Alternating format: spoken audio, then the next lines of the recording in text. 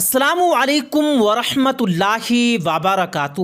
پیارے دوستو، اللہ تبارک و تعالیٰ قرآن مجید میں ارشاد فرماتا ہے کہ زمین و آسمان میں جو کچھ بھی ہے وہ سب اللہ پاک کے لیے ہے، اور اللہ تعالیٰ جس کو چاہتا ہے بیٹی عطا کرتا ہے، جس کو چاہتا ہے بیٹا عطا کرتا ہے، اور جس کو چاہے بیٹا اور بیٹی دونوں عطا کرتا ہے، اور جس کو چاہے بانجھ کر دیتا ہے، یعنی کہ اس میں سے اولاد نہیں ہوتی۔ پیارے دوستو، کیا آپ جانتے ہیں کہ جب اللہ کسی کو بیٹا عطا کرتا ہے تو اس کے پیچھے کون سا راز ہوتا ہے، اور کس حکمت کی بنا پر بیٹا ہوتا ہے، اور بیٹا پیدا ہونے کی کیا وجہ ہے، اور جب کسی جوڑے کے یہاں بیٹی پیدا ہوتی ہے تو اس کے اندر کون سی حکمت اور راز ہوتا ہے، اور وہ کون سی صورت ہے جس کے پڑھنے سے بیٹی پیدا ہوتی ہے؟ اور کیا آپ جانتے ہیں کہ جب اللہ پاک کسی کو بیٹی عطا کرتا ہے تو اسے کون کون سی نعمتوں سے نوازتا ہے؟ جب اللہ تعالیٰ کسی کو بیٹا عطا کرتا ہے تو اسے کون کون سی نعمتوں سے محروم رکھتا ہے؟ اور کیا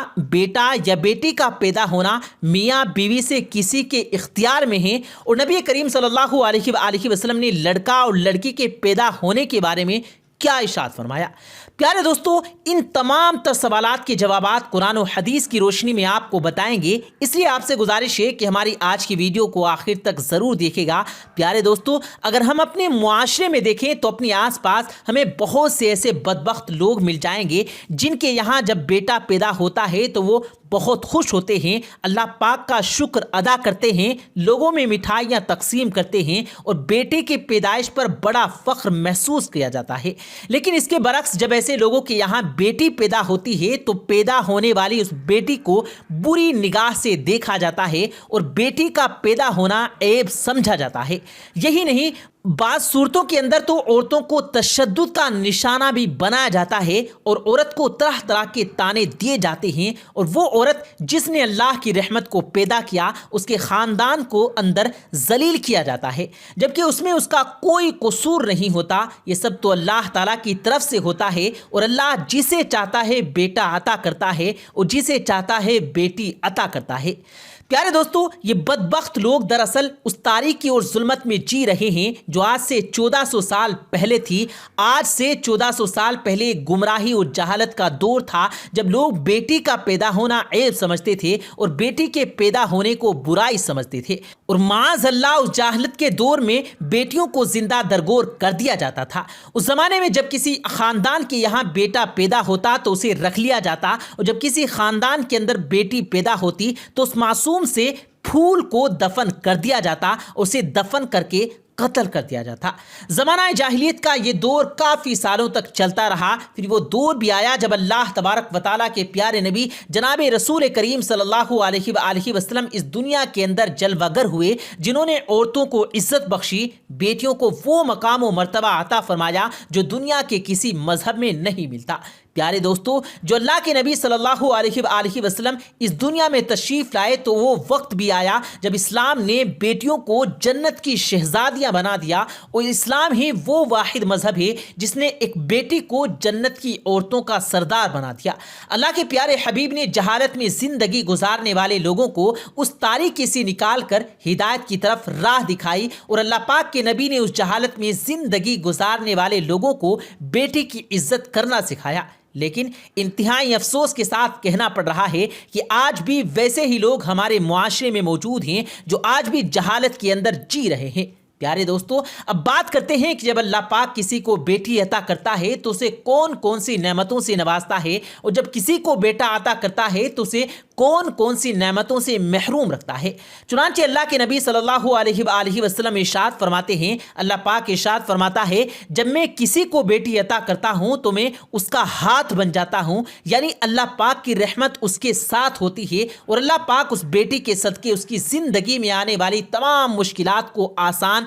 فرما دیتا ہے، اور اس پر اپنے رزق کے دروازے کھول دیتا ہے، اس کی ہر مشکل کو دور کرتا ہے، اس کے گھر کو رحمت کا گھر بنا دیتا ہے، اس کے گھر پر اللہ پاک کی رحمتوں کی بارش ہوتی ہے۔ اور حضور صلی اللہ علیہ وآلہ وسلم نے ارشاد فرمایا کہ جب کسی گھر میں بیٹا پیدا ہوتا ہے تو اللہ پاک ارشاد فرماتا ہے اے بندے میں نے تجھے تیرا بازو عطا کر دیا۔ جیسا کہ ایک مرتبہ آپ صلی اللہ علیہ وآلہ وسلم کہیں پر تشریف لے جا رہے تھے تو آپ کا گزر ایک بستی کے پاس سے ہوا اور آپ صلی اللہ علیہ وآلہ وسلم نے دیکھا کہ اس بستی پر نور برس رہا ہے۔ جب آپ صلی اللہ علیہ وآلہ وسلم اس بستی کے پاس ٹھہرے تو آپ صلی اللہ علیہ وآلہ وسلم نے صحابہ کرام رضوان اللہ مجمعین سے فرمایا کہ یہ جو اس بستی پر اس قدر نور برس رہا ہے، یا تو اس بستی میں کسی گھر میں بیٹی کی ولادت ہوئی یا کسی نے اپنے گھر میں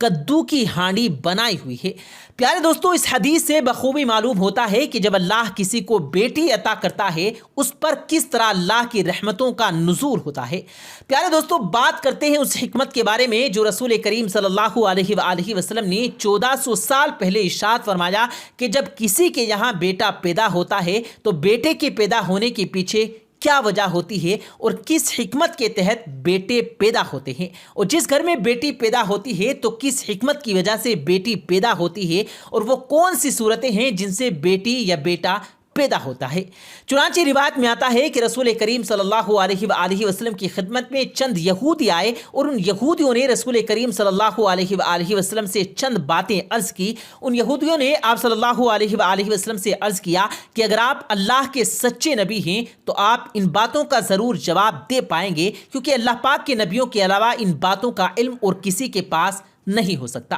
پیارے دوستوں، ان یہودیوں نے آپ صلی اللہ علیہ وآلہ وسلم سے 3 سوال کیے۔ پہلا سوال انہوں نے کیا کہ وہ کون سا کھانا ہے جس کو بنی اسرائیل نے خود اپنے اوپر حرام کر لیا۔ دوسرا سوال انہوں نے آپ صلی اللہ علیہ وآلہ وسلم سے یہ پوچھا کہ نسل انسانی میں لڑکے اور لڑکی کی تخلیق میں یہ جو فرق ہے یہ کس وجہ سے ہے۔ اور تیسرا سوال یہ تھا کہ عام آدمی اور اللہ تعالیٰ کی نبیوں کے درمیان کیا فرق ہوتا ہے۔ تو ان یہودیوں کے سوالوں کا جواب دیتے ہوئے نبی کریم صلی اللہ علیہ وآلہ وسلم نے ارشاد فرمایا کہ اگر تم لوگوں میں صداقت پسندی یا سچائی باقی ہے تو تم لوگ سمجھ لو کہ بنی اسرائیل بیماریوں کے اندر مبتلا ہوئے تھے اور ان کے مرض نے شدت اختیار کر لی تھی، اور انہوں نے اللہ پاک سے یہ منت مانی تھی کہ اگر اللہ تعالیٰ ہمیں اس موذی مرض سے نجات دے دے تو ہم اپنے اوپر اپنی پسندیدہ اور مرغوب چیزوں کو حرام کر لیں گے۔ تو اس طرح سے بنی اسرائیل کے لوگوں نے خود ہی اپنے اوپر اونٹ کا گوشت اور اونٹنی کا دودھ حرام کر لیا۔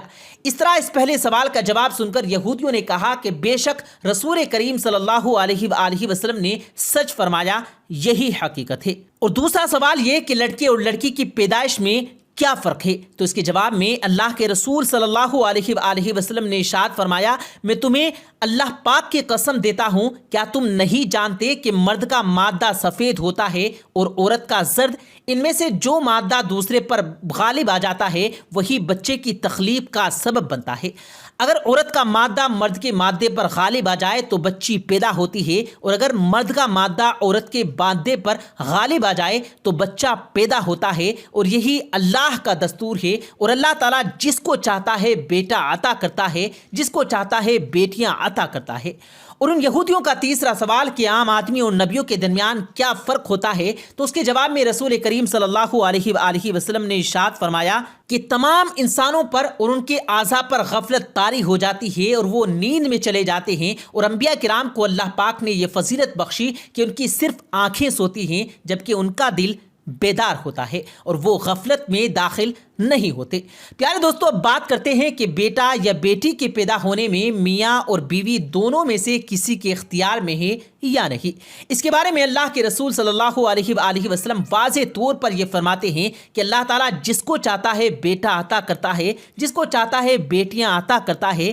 بیٹا اور بیٹی کے پیدا ہونے میں کسی کو اختیار نہیں، یہ تو اللہ پاک کی عطا ہے، جسے جو چاہے عطا کرتا ہے۔ اللہ پاک سے دعا ہے کہ اللہ پاک ہمیں بیٹیوں کی عزت کرنے اور انہیں اللہ پاک کی رحمت سمجھنے کی توفیق عطا فرمائے، اور اسلام کی تعلیمات کے مطابق ان کی اصلاح کرنے کی توفیق عطا فرمائے، اور رسول کریم صلی اللہ علیہ وآلہ وسلم کے بتائے ہوئے طریقوں کے مطابق زندگی بسر کرنے کی توفیق عطا فرمائے۔ آمین ثم آمین۔ پیارے دوستو، اگر آپ کو ہماری آج کی یہ ویڈیو پسند آئی ہو تو اس ویڈیو کو لائک کرتے ہوئے دوستوں کے ساتھ ضرور شیئر کیجیے گا۔ ہم ملتے ہیں پھر ایک کسی قیمتی ویڈیو کے ساتھ، تب تک کے لیے اللہ حافظ۔